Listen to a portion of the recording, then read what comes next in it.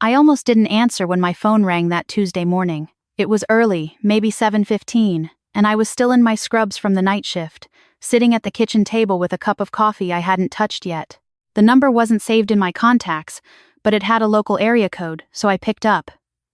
"Is this Claire Harding?" a man's voice said. "It is," I said. "This is Daniel Morse. I did the electrical inspection on your house last month, the one on Sycamore Drive." I remembered him. Quiet guy, maybe 50, wore a gray work shirt with his name stitched on the pocket. He'd spent almost 4 hours going through every room, checking every outlet, every panel. My husband had been the one to schedule him, actually. Said the house was older and he wanted everything done right before we moved in. "I remember," I said. "Is something wrong with the wiring?" There was a pause. Not a long one, but long enough that I set down my coffee. "Miss Harding," he said, "I don't normally make calls like this, and I thought about it for a long time before I picked up the phone. But I found something when I was doing the inspection, and I think you need to know about it." I didn't say anything. "I'd rather not explain over the phone," he said. "Is there any chance you could come by my office?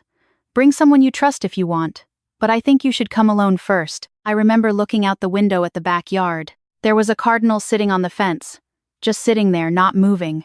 "When?" I said. "Today, if you can." I went that afternoon. "My name is Claire Harding. I'm 31 years old. I've been a registered nurse for 7 years, and for the last 4 of those years I've worked nights in the cardiac unit at St. Augustine Medical Center in Raleigh, North Carolina. I say that not because it matters to the story exactly, but because I want you to understand what kind of person I am. I am not someone who panics. I have held a man's hand while his heart stopped and kept my voice steady. I have made decisions in under 60 seconds that other people would need an hour to make. I am, as my mother likes to say, not easily rattled. I was rattled when I walked into Daniel Morse's office. It was a small place, a converted garage, really, attached to the side of a house in a neighborhood I'd driven through 100 times without noticing. There were filing cabinets along one wall, and a metal desk in the middle. He was sitting behind it when I came in. He stood up, shook my hand, thanked me for coming. He didn't waste time. "When I was doing the inspection," he said, "I had to go into the attic. The access panel is in the closet of the second bedroom, the one you and your husband are planning to use as a home office." I nodded. I knew the room. "There was a box up there," he said, "pushed back against the far wall, behind the insulation. Old house like that, people leave things. Usually it's nothing, old tools, holiday decorations, Christmas lights going back to 1987. He almost smiled, but didn't quite. But this one had a lock on it. He opened the desk drawer and placed something on the desk between us. It was a small key, silver, with a green rubber cap on the end. "I didn't open it," he said. "That's not my place. But I did notice, when I moved it, that the lock had been opened recently. The metal around it was clean. No dust, no oxidation. Everything else in that attic was covered in grime. That box had been accessed. Regularly, I'd guess." I looked at the key. "That box wasn't there when we did the walkthrough," I said. "We looked at every inch of that house." "I know," he said. "The sellers moved out in March. You closed in April. The inspection was May 2nd. He folded his hands on the desk. "Someone put it there between closing and inspection. The only person with a key to the house between closing and inspection was my husband. I need to tell you about my husband, because this story doesn't make sense without him. His name is Marcus. He's 34. He works in commercial real estate, has his own small firm, mostly mid-sized properties, office buildings, a few retail spaces. He grew up in Charlotte, went to UNC, and when I met him at a friend's birthday party 6 years ago, he was the kind of man who remembered your drink order and called his mother every Sunday. I fell in love with him in the way that feels inevitable in hindsight, slowly, and then all at once, and then so completely that I couldn't really remember what I'd been doing with my time before him. We got married 2 years ago in September. Small ceremony, just family and close friends, at a vineyard outside Asheville. My mother cried. His father gave a toast that made everyone laugh. It was the best day of my life. And I have said that to enough people that I believed it myself without even having to think about it. We bought the house on Sycamore Drive because we were ready for the next thing. That's what Marcus called it. The next thing, we'd been in an apartment for 2 years, and now we were buying a house. And after that, there would be children. And after that, there would be everything else that comes when you're building a life with someone who you trust completely. I want to be honest with you about something. I didn't have suspicions before that phone call. I know that in stories like this, people often say they had a feeling, that something had seemed off, that they'd noticed a change in behavior months before the truth came out. I did not have that. If I'm being completely honest, in the weeks before Daniel Morse called me, I had been happier than I'd been in years. We had a house. We were talking about what to plant in the garden. Marcus had started making coffee every morning before I got home from my night shift, so it would be ready when I walked in the door. That was the version of my life I walked into Daniel Morse's office with. After I left his office, I sat in my car in his driveway for a long time. He had given me the key. He'd said he thought I deserved to decide what to do with it. He'd said he was sorry for being the one to make the call. He'd said, and this was the part I kept turning over on the drive home, he'd said, "I have a daughter about your age. That's why I called." I drove home. Marcus wasn't there. He was showing a property in Durham that afternoon. Wouldn't be back until 7. I went upstairs to the room we were going to use as a home office. There were still boxes stacked against the wall we hadn't fully unpacked yet. I moved them. I opened the closet. I pulled down the attic access panel and climbed up. The attic smelled like old wood and heat. I turned on the flashlight on my phone and crawled toward the far wall. The insulation was pink and dusty, and I was still in my scrubs, and I remember thinking, absurdly, that I was going to have to change before Marcus got home. I found the box in the back corner. It was gray, metal, about the size of a shoebox. There was a padlock on it, just like Daniel had said. And he was right, the lock was clean. Shining, almost. I sat there for a moment with the key in my hand. I thought about what it would mean to open it. I thought about what it would mean not to. Then I thought about my patients. The ones who come in already knowing something is wrong but hoping the test will come back negative. The ones who say, "Is it better if I don't know?" And I always tell them the same thing. I tell them, the truth is already true. The test doesn't change it. The test just tells you what you're working with. I opened the box. Inside there were 2 things. The first was a phone, an older model, not Marcus's current phone, a previous one, the kind where you slide the back panel off to get to the battery. It was turned off. The second was a small notebook. Black cover, no label. About 50 pages, maybe a quarter of them used. I opened the notebook first. The handwriting was Marcus's. I've known his handwriting for 6 years, the way he makes his lowercase r's. The way his capital M leans slightly to the right. There was no question. The entries weren't dated consistently. Some had full dates. Some just had a day of the week. Some had nothing. They weren't confessions exactly. They weren't apologies. They were more like notes. To himself. Things he was trying to work out. Phrases that circled around something without ever landing on it directly. I read the first page. Then the second. Then I stopped. I climbed down from the attic, went into the bathroom, sat on the edge of the tub, and breathed. I'm a nurse. I understand adrenaline. I understand what happens to your body when your nervous system decides that what you're experiencing is a threat. Your heart rate goes up. Your vision narrows. Your hands shake a little. You feel it as a physical thing before your brain has fully processed the emotional one. My hands were shaking. I went back upstairs. I kept reading. The notebook described a relationship. A woman he never used her name. Only a single initial. The letter J that had apparently begun 14 months before our wedding. The entries ran from a period I could only place as sometime during our engagement, through the wedding, and based on the references to the new house and when she starts her new rotation, continued until very recently. 14 months before our wedding, we had been engaged for 16 months. I sat in that attic for a long time. The thing that nobody tells you about a moment like that is how quiet it is. There's no dramatic music. The house doesn't shake. The light doesn't change. Everything looks exactly the same as it did 5 minutes ago, and somehow that is the strangest part, that the room you're sitting in hasn't registered what just happened in it. I climbed back down. I put the box back where I'd found it. I locked it and took the key with me. I went downstairs and stood in the kitchen for a moment, and then I called my mother. I need to tell you about my mother, too, because she matters. Her name is Ruth. She's 63.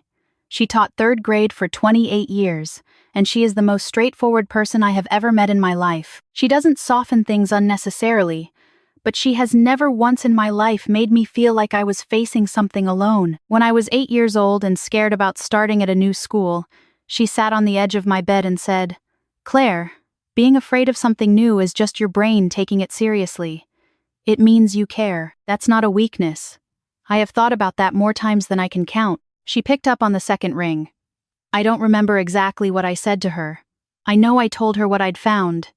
I know my voice cracked somewhere in the middle of it. I know she didn't interrupt me once while I was talking, and when I finished, there was a silence that lasted maybe 4 or 5 seconds.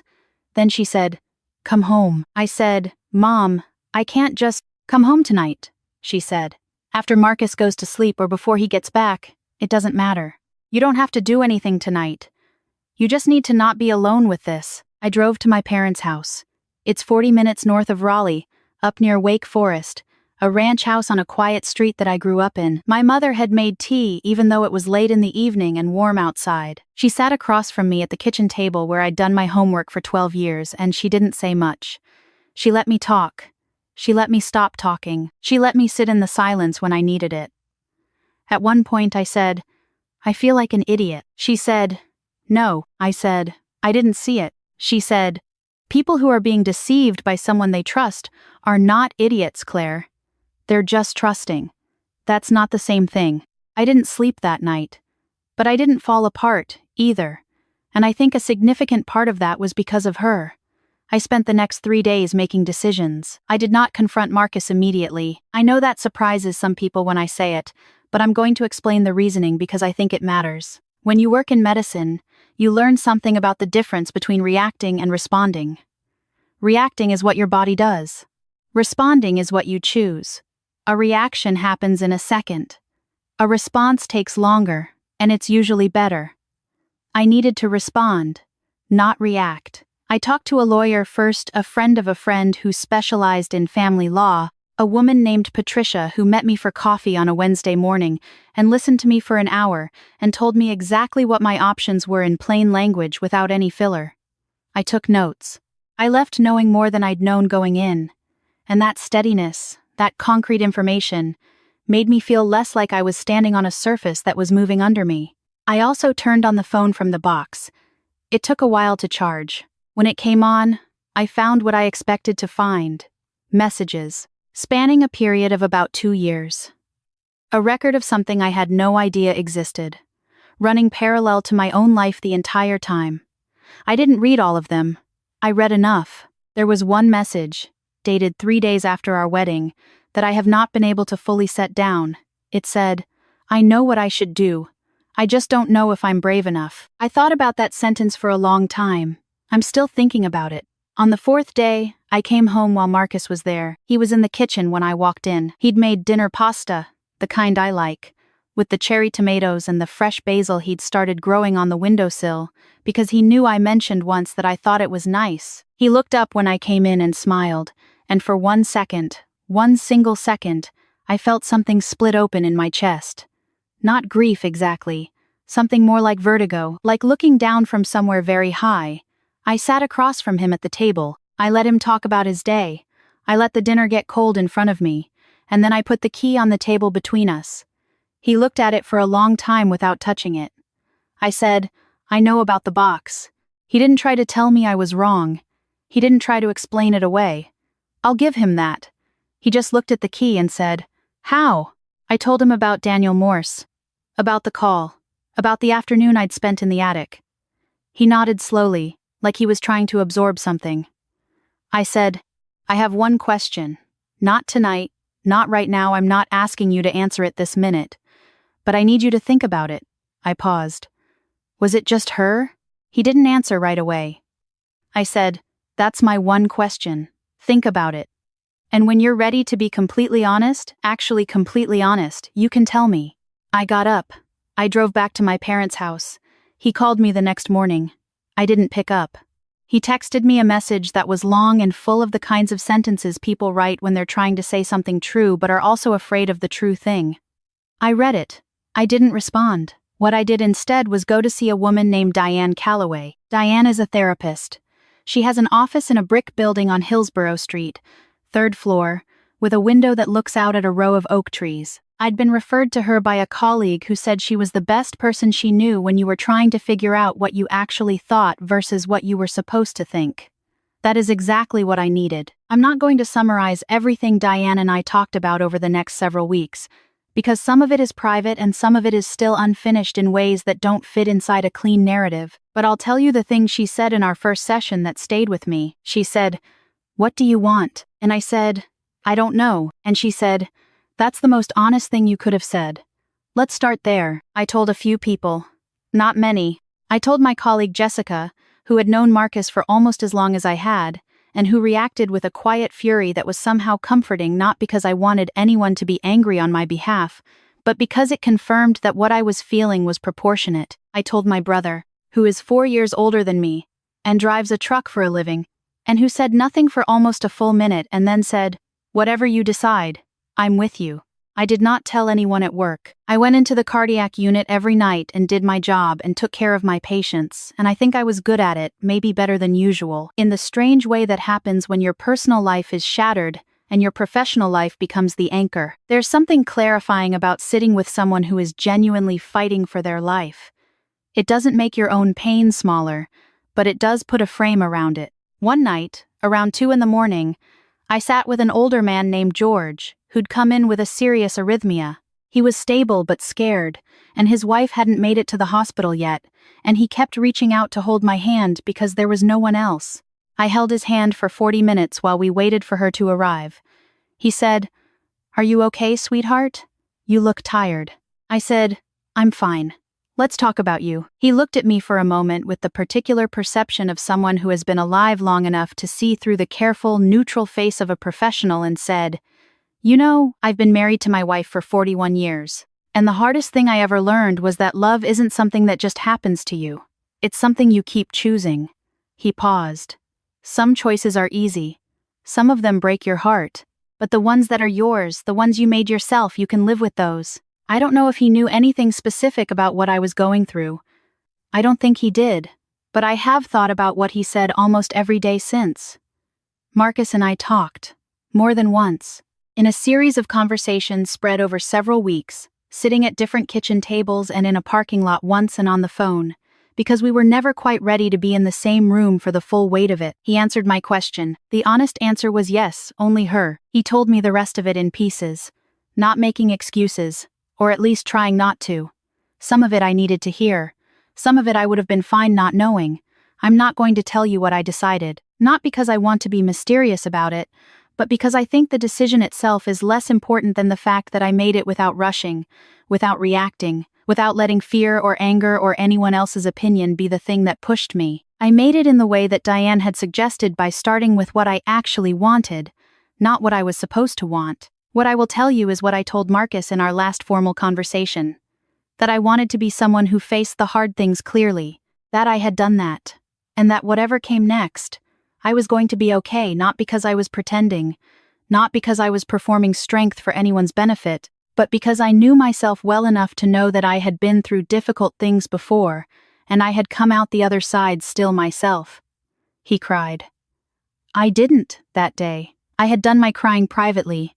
In the weeks before, 3 months later, I took a weekend trip with my mother. We went to Asheville, not to the vineyard where I got married, but to a different part of the mountains, a small inn outside of town where neither of us had ever been. We hiked for a day and a half and ate dinner at a place with a porch that overlooked the valley and drank too much wine and talked about everything except the things we were really there to process, which is its own kind of processing. On the last morning, we walked a trail that wound up through the forest to a ridge, where you could see for what felt like 100 miles. My mother stopped at the top and put her hands on her hips and looked out at it for a long time. Then she said, "When you were born, your father and I used to argue about what kind of person you were going to be. He thought you were going to be cautious, reserved." I said no. She smiled. "I said you were going to be someone who ran toward things." I stood next to her and looked at the valley. "I wasn't sure I still was," I said. "I know," she said. "That's why I brought you up here." I didn't ask her what she meant by that exactly. I think I already knew. I've told this story because I think there are people who need to hear it, not the specific details of it, but the shape of it, the part where something you believed in completely turns out to be different than you thought, and you have to figure out, without any map, what to do next. The thing I know now that I didn't know before. You don't have to figure it out alone, and you don't have to figure it out fast. You are allowed to be shaken. You are allowed to sit in the attic for a long time with a key in your hand before you decide what to do with it. What you find when you open the box, whatever it is already true. It was already true before you opened it. The opening just tells you what you're working with. And once you know what you're working with, you can start. I'm Claire Harding. I'm a cardiac nurse. I live in Raleigh, North Carolina, and I'm still running toward things.